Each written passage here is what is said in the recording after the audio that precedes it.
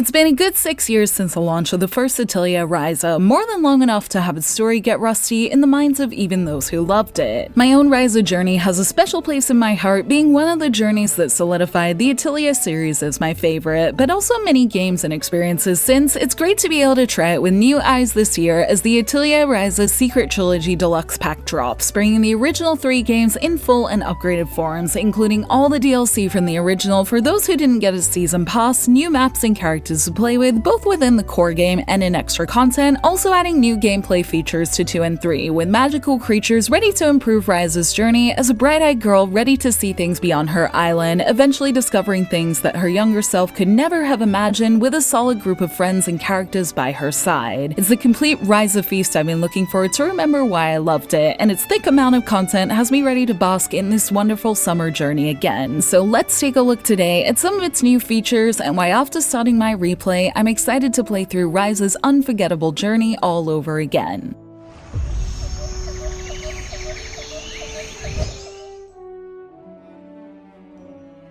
If you happen to pick up all 3 of the Atelier Ryza DX editions, you might experience some overwhelm when you boot them up for the first time, especially if you're like me and you finished the main games but didn't get into the DLC at the time. There's a fair bit of content to play with just from Season Pass DLC, easy to see when you look at the episode tabs of Ryza 1 with all the character content I wish I'd played fully at my fingertips in this new version. There are some notable additions though, with Ryza's new after story featuring Rami and Agatha available immediately upon launching DX1, along with the new Empel and Leo story for DX2 and Sari and Clifford's story in 3. I had a small peek at a lot of this content, and I'm probably most excited for the Sari and Clifford story so far thanks to its silly start. But I've been impressed with a lot of the DLC content for the deeper look into the world of the Secret Trilogy. I'd only played Atelier Claudia in the past and loved its cute baking story, but getting further insight into the actual side events of Ryza is something I'm looking forward to doing more and more, especially in the new content for Ryza 2 and 3 that feature new maps in 2 games that are much broader in scale. Of course, I'm also excited to get to the within-game new content too. There's the Kilo and Boss story that will unlock as I continue my Ryza replay in the DX version of the first, and the new beast features in 2 and 3 that will make exploring fields easier, with these things feeling like they'll fill in holes needed to make the Ryza games richer and better. One small addition I've already noticed in Ryza 1 that's been handy is that you can see your basket count on the main screen now, which I kinda wish I could see in newer Ateliers as I always fill up my baskets there. And then there's a huge amount of costumes DLC available that has been great during my side content time, especially the prettier outfits reminiscent of the formal dress scene in the Ryza anime. There are extra maps to look forward to unlocking as I keep playing, and all the start dash items you could ever need to make for a playthrough with a good head start to help us get through all these old stories to new content quickly. All of it together makes me feel ready and excited to play more on the most complete version of Atelier Ryza's Secret Trilogy yet, with all the law and small moments you could ever need to make for the fullest playthrough.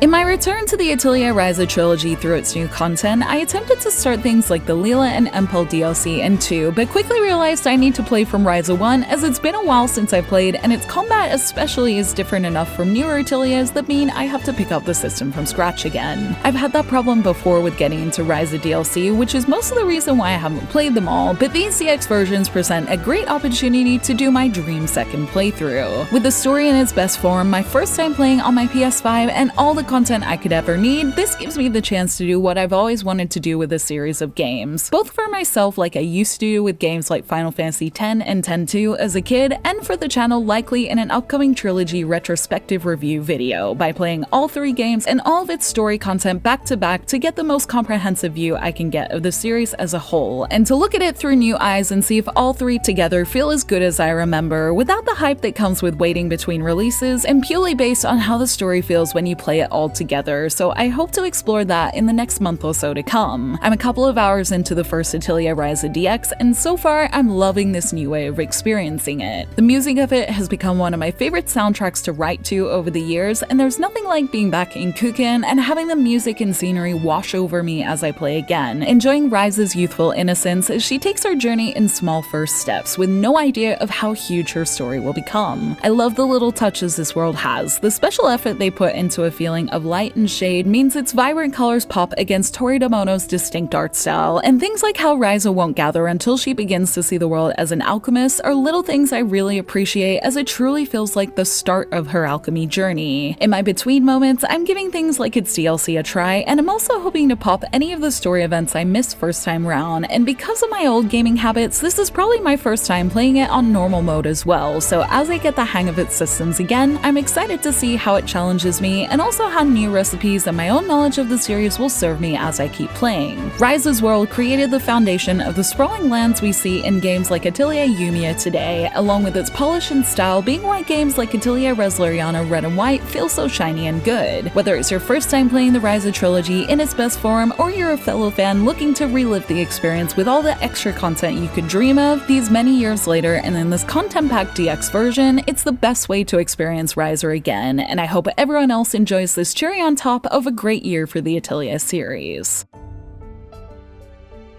Thank you for watching this video. Let me know in the comments below if you'll be trying these Ryza DX versions, and if you played Ryza recently, what did you think of it this time? And for those who stayed until the end, this video is actually a giveaway. If anyone's interested in a USPS 5 code for Ryza DX 1, 2, and 3, I have an extra one to give from Koei Tecmo US. To enter, make sure to go to either the JRPG Jungle Instagram, Twitter, TikTok, or Facebook, find the post promoting this video, and leave a comment letting me know why you're excited to play Ryza DX for your chance to win. As usual, you can like and share this video if you enjoyed it, subscribe to my channel for more JRPG content like this, and ring that bell to get notifications on whenever I post so you don't miss a thing. You can check out more videos here, and you can find me on social media on X, Facebook, Instagram, and TikTok, all at JRPG Jungle. Links to those will be in the description below. Thank you to Koei Tecmo for the code, and until next time, thank you, bye!